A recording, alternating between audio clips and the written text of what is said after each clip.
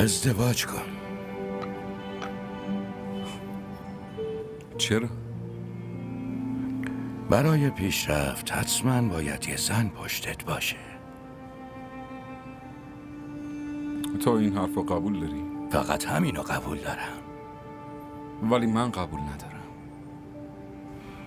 اگه این حرف راستم باشه ثابت میکنم که حتما دروغه. باید دیدتو وسیع‌تر کنی.